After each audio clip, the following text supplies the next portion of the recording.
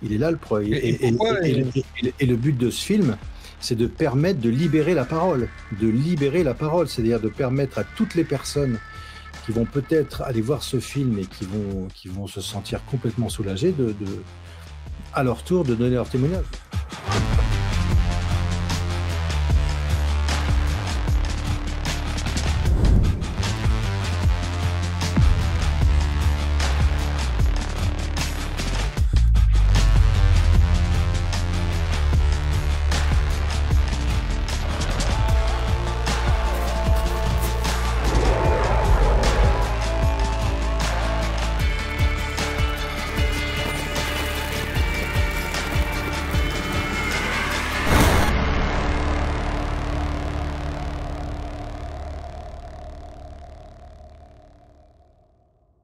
Bonjour à tous et à toutes, ici Jérôme Blanchet-Gravel, rédacteur en chef de Libremédia.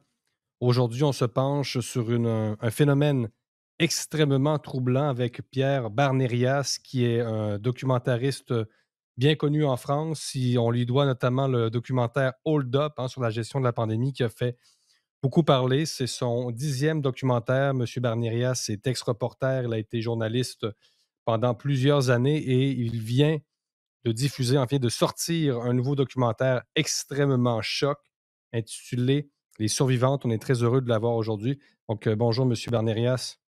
Bonjour Jérôme, ravi également. D'abord, j'aimerais on aimerait saisir vos motivations, évidemment, ou à quel moment vous est venue l'idée de produire un documentaire, de réaliser un documentaire sur une réalité aussi brutale qu'est celle, vraiment, de la pédocriminalité, mais la pédocriminalité néo-religieuse, finalement, là. C'est une bonne question, parce que c'est venu, progressivement en fait. J'avais été complètement, scotché, en mars 2000 quand j'avais regardé le reportage de Pascal Justice sur France 3 qui avait été présenté, par Élise Lucet et qui rapportait des faits quand même troublants d'enfants qui avaient assassiné à des meurtres, des étranglements, à des meurtres d'enfants par des adultes, hein, et puis des personnes, comme vous et moi, enfin des gens respectables, et qui parlait également de sacrifice d'enfants, donc c'était très grave. Et puis à la suite de ce reportage, j'avais rien eu, c'est-à-dire que moi je m'attendais à ce que d'autres journalistes s'emparent du sujet parce que c'était déjà terrifiant. Et en 2011, j'avais creusé un petit peu avec ma consoeur Laurence Bonneux, qui a écrit pas mal de livres et qui est une vraie journaliste d'investigation et qui avait beaucoup travaillé sur la pédocriminalité. Et on a travaillé un petit peu ensemble. On avait écrit un synopsis, un dossier pour les chaînes de télévision, un sujet qui s'appelait La France, l'Eldorado des pédophiles. Donc, on avait vraiment pas mal de billes, hein, sur le sujet. Et malheureusement, on n'a pas trouvé de chaîne de télévision preneur pour un tel type de sujet, alors qu'on avait vraiment pas mal voilà, on avait des choses plus qu'intéressantes. Et on a continué notre enquête et on a rencontré mais des dizaines de personnes, notamment pas mal de femmes, mais également des hommes qui avaient vécu des choses mais juste effroyables.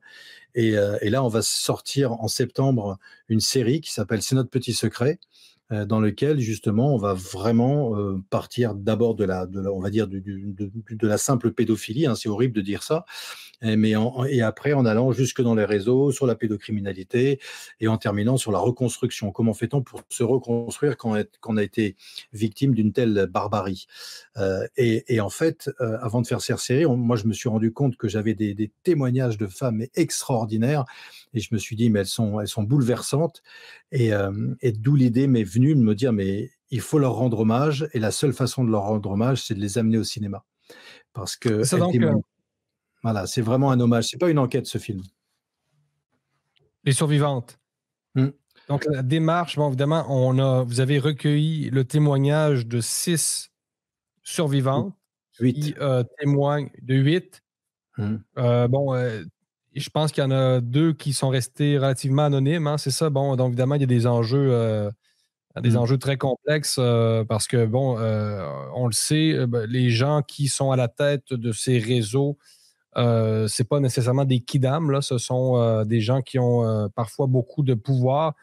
Donc, votre démarche, c'est de mettre en lumière un phénomène qui, évidemment, qui est nié parce que, évidemment, j'ai envie de vous poser la question d'entrée de jeu. Là. Qu'est-ce que vous répondez déjà aux gens qui vous accuseront de verser dans des thèses complotistes en mettant en lumière ces crimes rituels? Ben, que ces gens aillent questionner ces femmes. C'est juste ça, que ces gens aillent faire des enquêtes. Vous savez, le terme complotiste, c'est vraiment l'argument de ceux qui n'en ont pas. Là, on a des vraies recherches aujourd'hui. Il y a des choses qui sont actées. La pédocriminalité, ça existe. Vous avez vu le film dernièrement pareil, qui est comment ça s'appelle, The Son of Freedom, qui a vraiment ouvert la porte en disant, bah voilà, il y a un trafic d'enfants. Voilà à quoi sert ce trafic d'enfants. Moi, je vais un petit peu plus loin parce que, à travers le témoignage de ces personnes, ben, on comprend tous les rouages d'un système qui est quand même hyper protégé parce que c'est des crimes tellement monstrueux que forcément on ne peut pas en témoigner. Et aujourd'hui, Ben, c'est- ce qui est un fait unique dans l'histoire de ce film, c'est vraiment un film, moi je pense, qui devrait quand même interpeller ou marquer, c'est que ces femmes-là témoignent à visage découvert, c'est-à-dire qu'elles ont tout à perdre, elles n'ont rien à gagner à dire des choses aussi incroyables. Et ben, d'ailleurs, paradoxalement, hmm, oui, mais allez-y. est-ce qu'elles ont peur d'être ciblées, justement? Je vais se poser la question Ben, en ben visionnant non, le documentaire, je me justement, suis dit, elles ont un tel besoin de vérité, elles ont un tel besoin de lever le voile sur ces pratiques, sur ce qui se passe dans les coulisses. Et aujourd'hui, ça ne sort pas. Alors, bien sûr, il y a des enquêteurs comme Carl Zero, comme d'autres personnes qui se sont saisies du sujet, qui parlent des réseaux. Mais bien sûr que les réseaux existent. C'est évident que ça existe.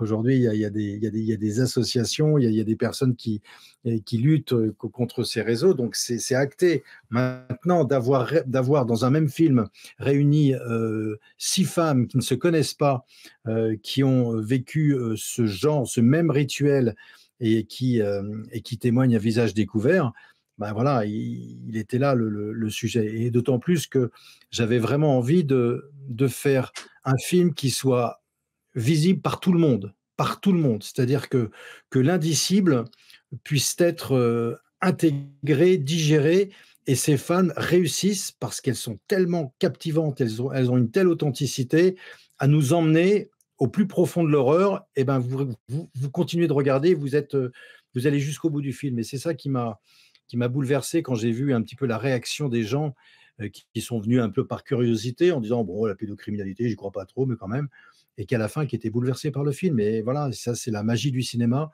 c'est de pouvoir justement en 90 minutes toucher les cœurs avec des gens d'une authenticité rarement. Vraiment, ces femmes, moi je les admire, quoi.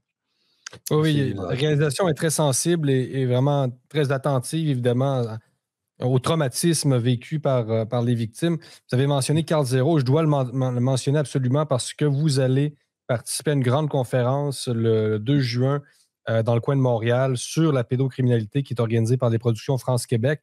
Vraiment une conférence d'envergure. Il va y avoir notamment Maria Mourani, qu'on a déjà eu 2 fois à Libromédia, notamment sur les questions qui touchent la pédophilie.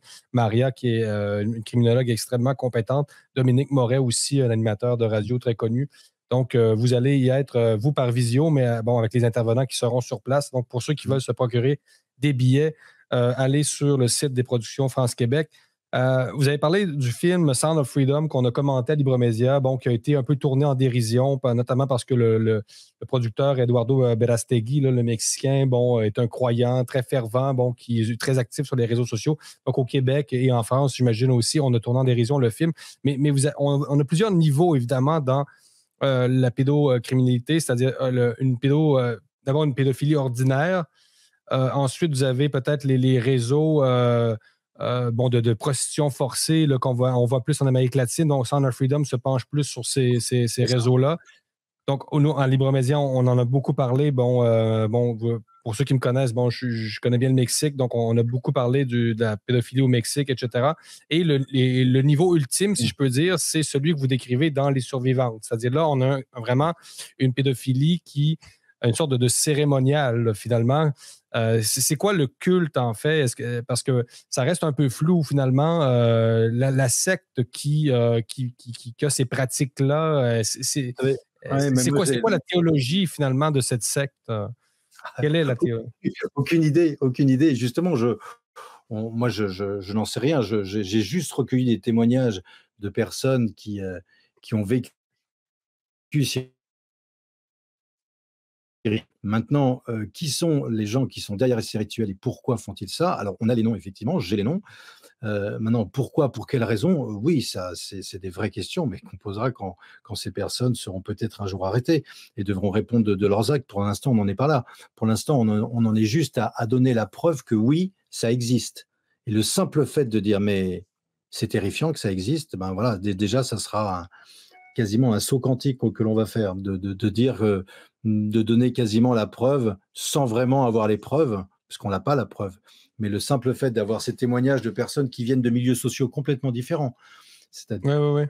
c'est-à-dire que, voilà, et c'est ça qui était intéressant, c'est de croiser ces profils qui n'ont rien à voir à tous les niveaux et de montrer que, ben oui, il y a des gens qui pratiquent, qui font des pratiques incroyables et je peux vous assurer que l'enquête en elle-même, elle sera révélée en septembre. C'est-à-dire que là, je ne peux pas vous en dire plus, mais c'est vrai qu'au départ, j'avais comme intention, et puis finalement je me suis ravisé, j'avais comme intention de terminer ce film avec, en fait, je voulais interrompre une séance rituelle, une séance sacrificielle, on va dire. Je voulais vraiment filmer, interrompre, mais c'était un petit peu risqué.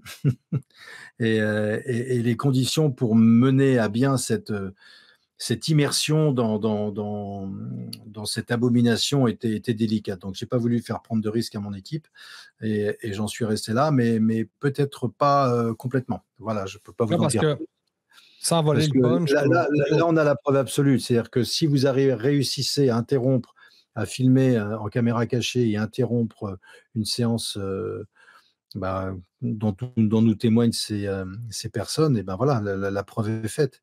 Maintenant, ça demande des mesures très contraignantes, à la fois pour la sécurité, ouais, parce que vous parce imaginez que bien que ces gens qui font ça, eh ben, c'est des gens quand même très puissants et qui ont beaucoup de moyens.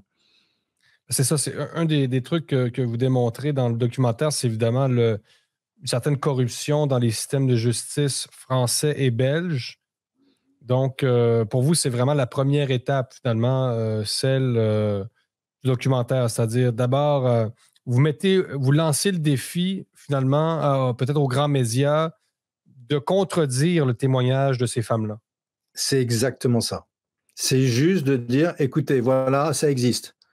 Maintenant, vous dites non, vous n'y croyez pas, allez-y, venez, frottez-vous à ces personnes, allez, faites votre métier, c'est-à-dire allez enquêter. Parce qu'aujourd'hui, là, j'ai 6 survivantes, on va dire 8, parce qu'il y en a 2 autres qui ont vécu, qui n'ont pas pu dire tout ce qu'elles avaient vécu pour des raisons de sécurité, mais je peux vous assurer qu'elles ont. Il y en a une dont les enfants sont vraiment au cœur de ce réseau, un réseau très puissant. Venez, enquêter, c'est ça qui est moi, quand j'ai découvert le reportage qui a été diffusé par Élise Lucet en l'an 2000, je ne me rappelle plus du nom, Pascal Justice, j'avais été mais retourné. Tellement les propos, tellement l'enquête avait été bien ficelée, ça n'a rien donné. Et au contraire, le juge a dit, bah, écoutez, ça paraît tellement inimaginable qu'on va arrêter là. C'est pas possible. Mais ça, c'est un point intéressant que vous soulevez aussi. Évidemment, on invite tous les gens à aller voir le film au Québec. Je pense que, bon, c'est pas encore fait, là. Probablement que le film va être affiché dans certaines salles au Québec, mais disons, c'est C'est à en cours. venir. En cours, c'est ça. Donc, vous soulevez le fait que, en fait, les victimes soulèvent le fait que c'est tellement grave, là, et c'est tellement brutal et extrême, ce qui se fait chez certains groupes, qu'on ne croit pas les victimes parce que, évidemment, on va leur dire c'est tellement gros ce que vous dites que ça ne peut pas être vrai. Là. Ah non, vous avez passé pour folle et c'est bien vu. Et, et je trouve cette perversité-là, il fallait l'imaginer. Mais vous savez, il y a le MK Ultra qui est une méthode américaine quand même qui a été initiée dès 1951, ça date pas d'hier, pour essayer de prendre le contrôle de l'individu. Et à partir du moment où vous commencez à prendre le contrôle dès la naissance ou dès les premiers mois de bébés, de nourrissons, et les former à des choses terrifiantes, vous en faites ce que vous en voulez, c'est ce que vous en voulez. Si, c'est cette formation du MK Ultra, elle est d'une perversité, mais incroyable. Bon, et puis c'est vraiment une formation scientifique. Enfin, je veux dire qu'il y a une littérature aujourd'hui sur ce qu'est cette méthode de manipulation mentale, pardon. Voilà, il faut juste avoir la curiosité et avoir la détermination. Et je pense que les journalistes trouveront facilement les mêmes choses que ce que j'ai trouvé. Les témoignages qui sont dans le film, mais il n'y en a pas 8, il n'y en a pas 10, il n'y en a pas 100, il y en a des milliers.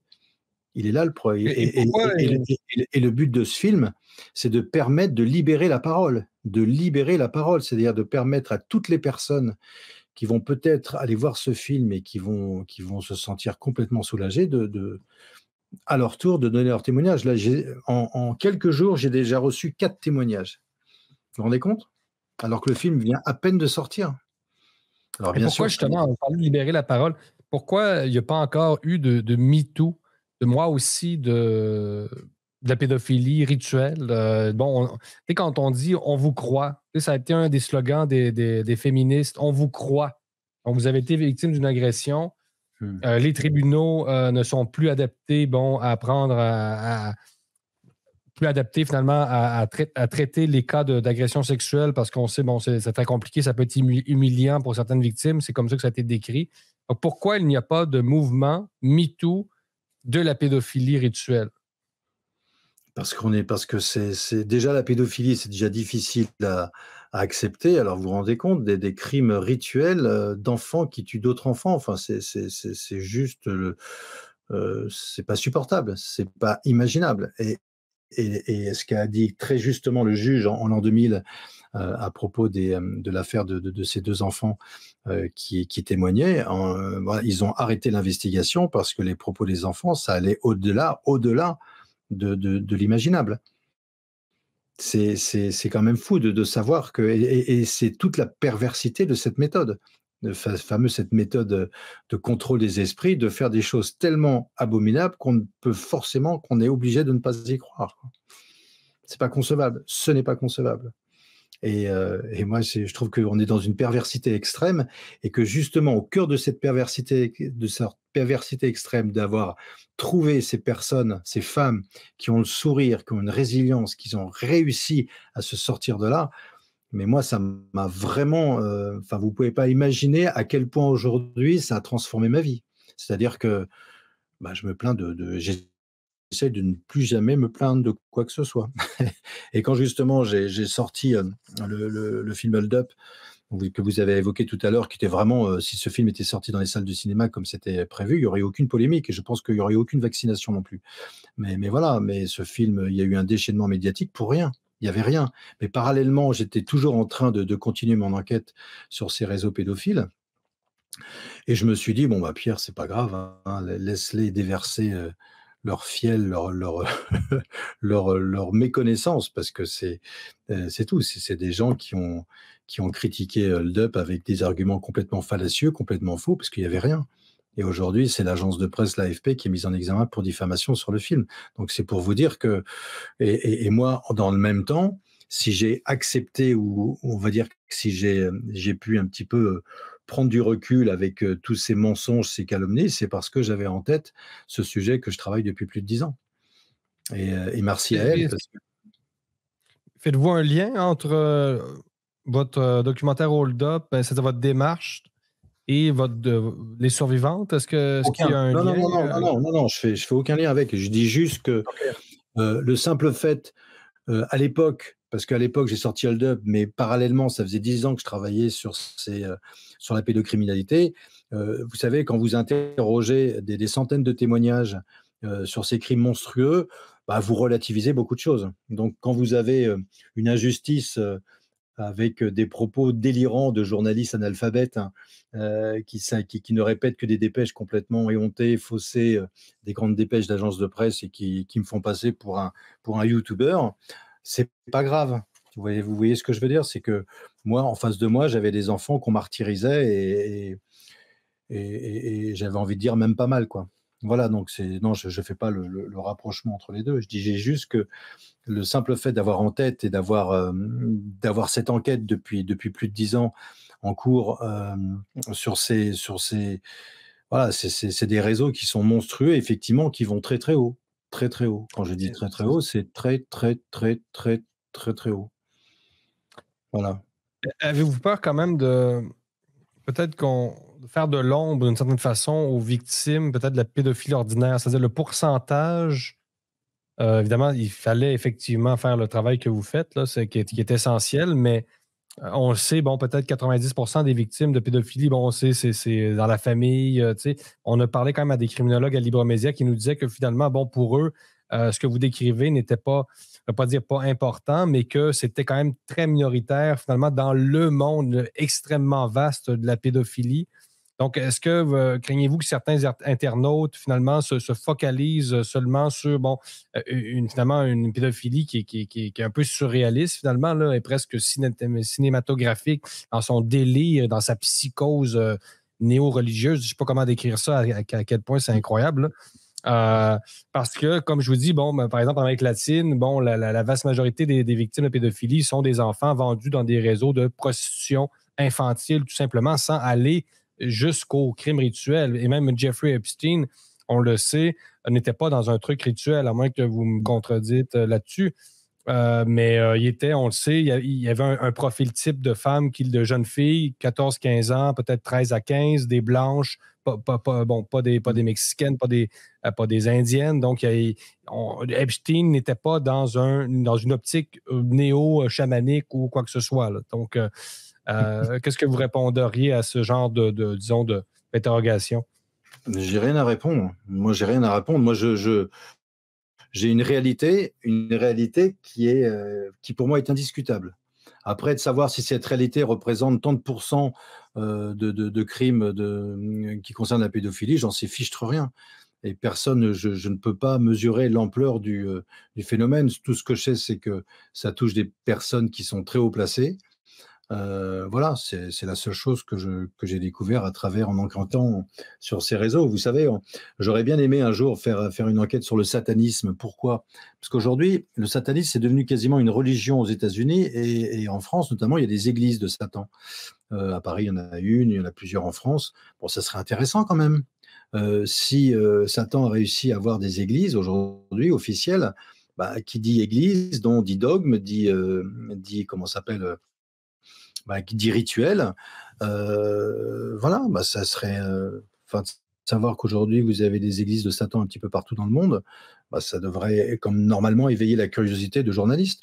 Moi, franchement, j'avais d'autres sujets en tête, et donc c'était pas ma priorité, mais le simple fait d'avoir un petit peu creusé la question sur ces crimes rituels, eh bien oui, je sais que ça existe et je sais aussi et j'ai découvert, de la même façon que ça soit en France, aux États-Unis ou ailleurs, qu'il y a des églises qui sont consacrées à Satan. Bon, qui est Satan? Allez, Moloch, on y va, qui est Sodome? Enfin, voilà, ça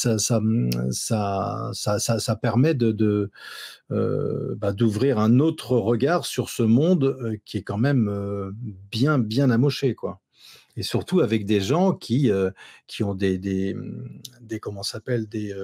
On va dire des activités tout à fait qui sont connues, qu'on voit à la télé.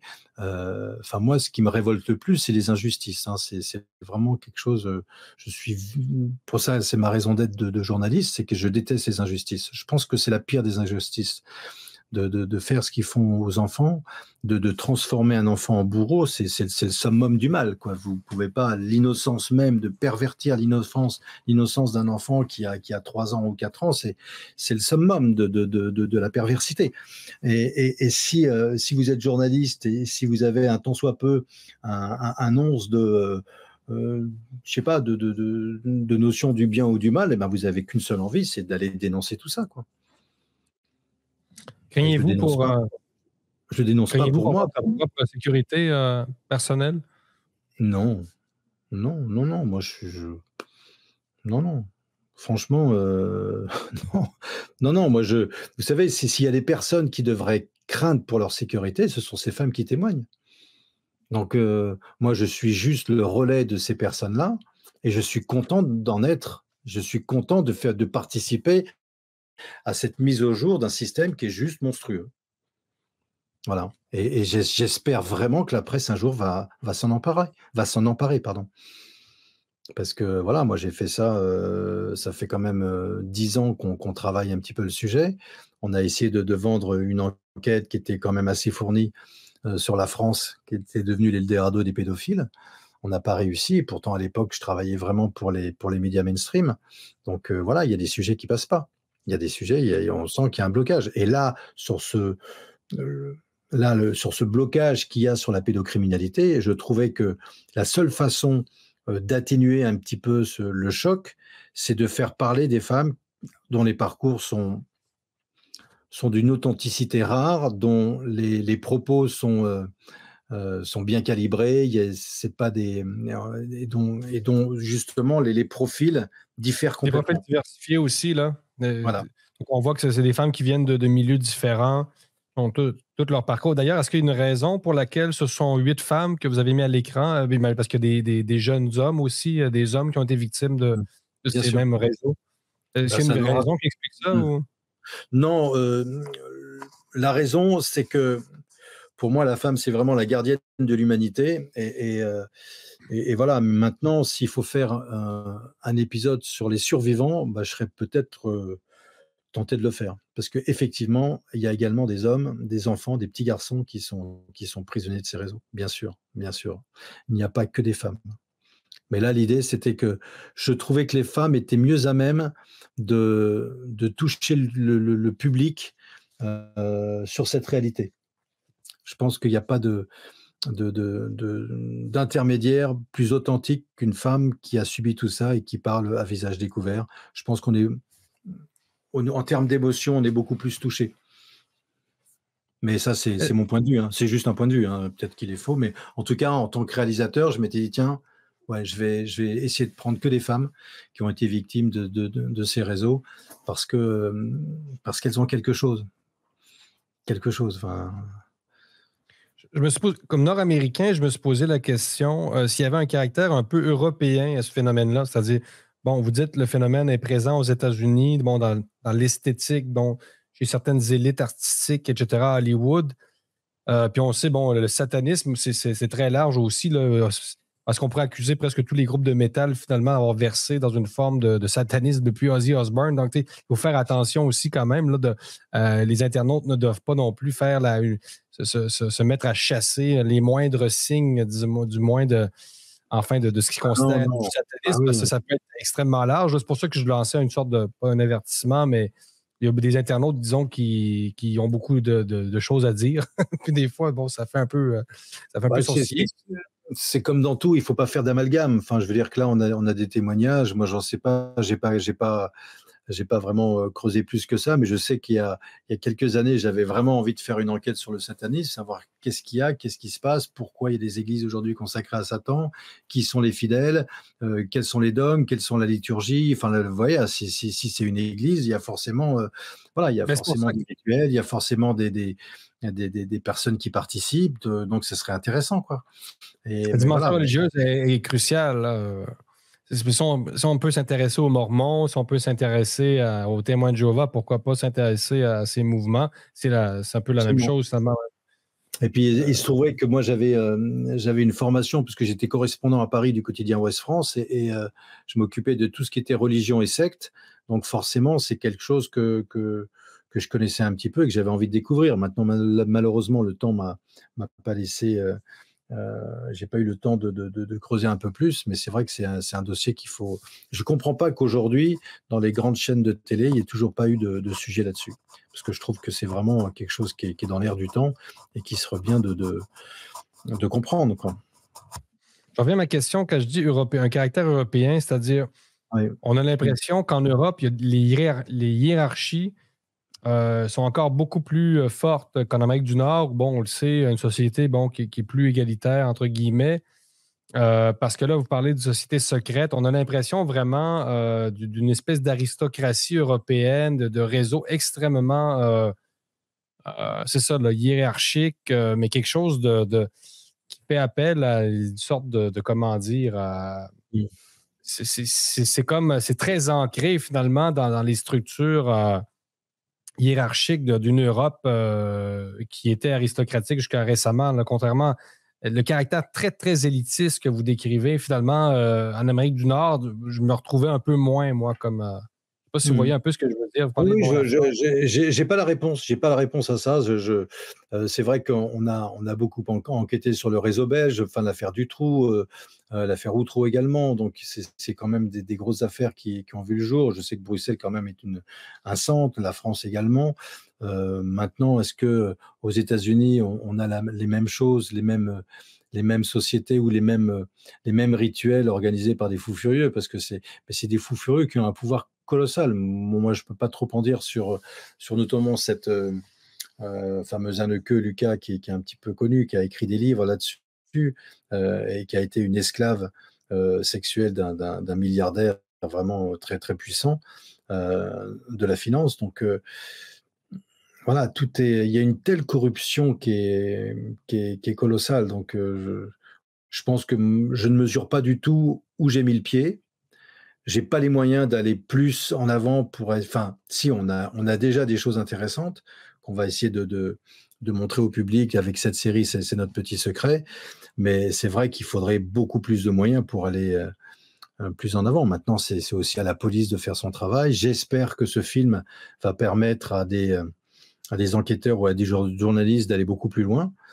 C'est un petit peu le but. Là, l'idée, c'est voilà, de mettre le pied un petit peu, de jeter un pavé dans la mare et de voir comment ça éclabousse et de voir s'il y a des journalistes qui veulent se saisir de l'affaire ou des policiers pour essayer de comprendre un peu plus ce phénomène. Voilà. Vous savez, moi, En termes je fais avec ce que j'ai et j'ai pas grand-chose, quoi. Concernant les en moyens, moi, terminant, j'aurais aimé, hein, mais. En Mm. terminant, êtes-vous quand même optimiste pour la réception de votre documentaire? Est-ce que vous sentez quand même qu'il y a un public qui, pas dire un appétit pour découvrir ce genre de choses, mais disons un public qui est plus maintenant plus méfiant finalement face à la censure en général dans la presse? Bah, moi, je suis très, très optimiste parce que là, j'ai découvert et j'ai été complètement renversé par le public qui est venu notamment à l'avant-première. Et les réactions du public aujourd'hui, elles sont juste incroyables.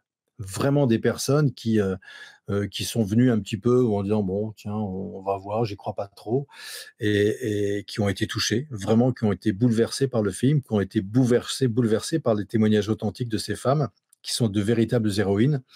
Et non, non, je suis pas inquiet parce qu'encore une fois, ce film, il est inattaquable. Il est inattaquable, ce film. Vous avez en face de vous 8 femmes qui témoignent à visage découvert, je le rappelle, ce qui est quand même unique, et qui ont des cursus complètement différents, et des histoires différentes, mais quand même qui se rejoignent sur des choses qui sont juste impensables. Donc non, moi, jusqu'à maintenant, j'ai eu vraiment que des retours incroyables. Et c'est vrai que les témoignages qu'on a recueillis à la sortie des deux avant-premières qu'on a faites à Paris étaient vraiment. Enfin, j'aurais aimé avoir un témoignage négatif, c'est vous dire. Bon, ben Pierre, Barnérias, un grand plaisir de vous avoir eu en entrevue à Libre Média. On vous souhaite bien du succès pour votre documentaire Les Survivantes, qui est maintenant déjà à l'affiche en France et bientôt aussi au Québec, on l'espère. Ben, merci à toi et longue vie à mes amis canadiens, québécois. Québécois plutôt. Merci beaucoup. Bye. Merci. Salut.